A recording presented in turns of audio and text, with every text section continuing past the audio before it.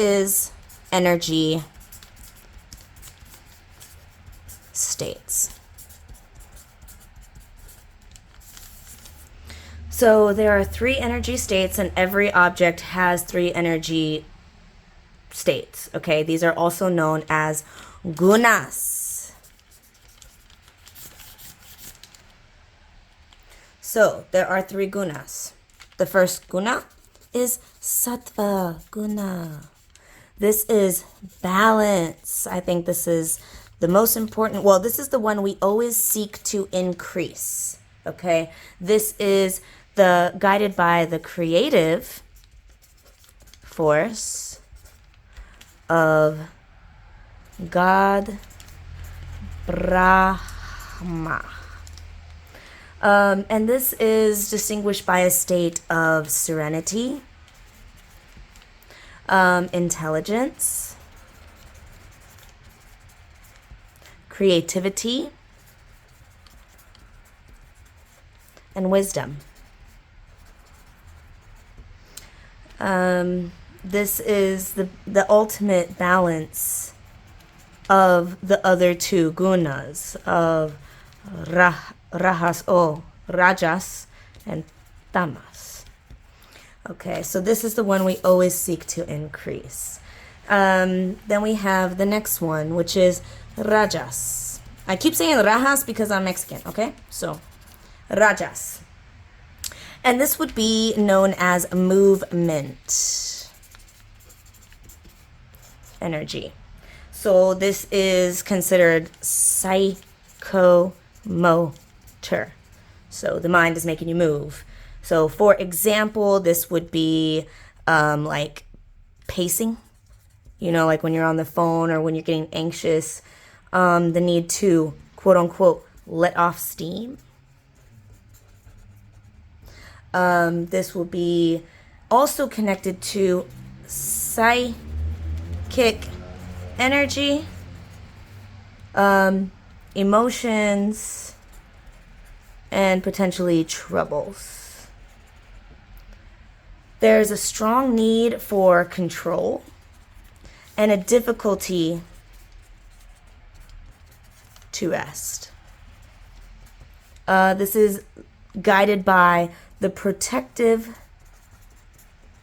force of God Vishnu. Now we have the last one. So I identify with this one a lot because I be that kind of way, like na na na na na na na na na na na, you know, like can't stop. And the last one being tamas. This would be inertia. I know maybe a lot of people don't know what that word means, but essentially this is heaviness or weight or how much force it would take. If you have a big inertia, that means it's hard to move you. But once you get moving, you're going to have a lot of momentum. Okay. So this would be idleness. This would be apathy. That means a difficulty feeling or difficulty feeling it because they're related, but difficulty feeling. This is represented by egocentricity. So egocentricity, darkness. And don't get egocentricity confused with ego. They're not the same thing. Egocentricity means just me. Again, I feel like that's the Western kind of individual mind. It's not, doesn't lead to good things. Difficulty accessing spirituality, so a disconnect from spirit or spirituality. And they have a tendency towards depression, sarcasm, awkward socially, and this is guided by the destructive energy of Mahesha. So there are foods to kind of balance these, and there are things that you can do to balance these. I realize when I feel rajas, I have a tendency to want to open a beer because alcohol gives you tamas. And so this is how I thought I was balancing to seek sattva, but I'm really not. It's giving speedballs. And it just brought me better awareness about that. I still drink, but at least I know it's not to try to calm my rajas. I want to be calm already and then have a drink. Does that make sense? So that way I'm not on my junky shit. So for example, if you're feeling like, oh, I don't feel shit, I'm fucking dead inside, I don't know what to do, don't try to increase rajas necessarily. Try to increase sattva, if that makes sense. So of course it is the balance between these two, but I feel like as somebody that does know about addictive behavior and junkie shit, just be real aware that, oh, I feel tamas, so let me rajas. I feel tamas, let me rajas. Yeah, that's why they say movement's good, but let that movement be, something that feels really good as opposed to you being a junkie shit. Because I've seen this. You can't be a junkie and increase sattva. I really believe that. Anyways, so like alcohol, for example, processed foods, but also garlic and onion. That's why I like to eat a lot of onion and garlic at night, because this will increase tamas. And sometimes I have a hard time like falling asleep or disconnecting from spirit. So I like to put myself down. So I do eat a lot of garlic and onion at night. Rajas, for example, things that will increase your rajas is like spicy food, salty food, hot food, acidic food, red meat. Okay, that's why if you're feeling already like anxious, don't eat these things. Okay, because all these things are going to increase your rajas.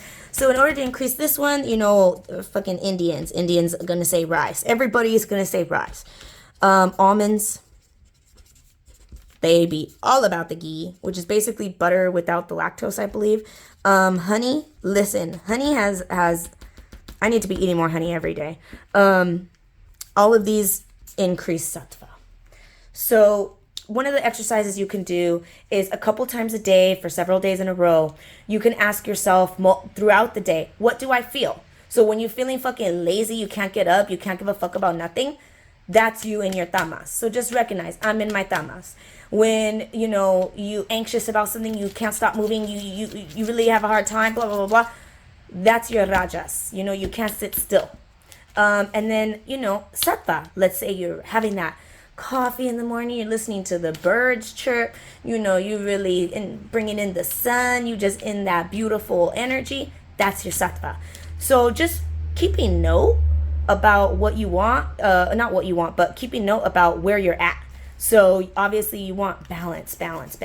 So if I check this, let's say 5 times a day, and I get once tamas, once rajas, and 3 times sattva, that's great. That's good balance. That's not the worst thing.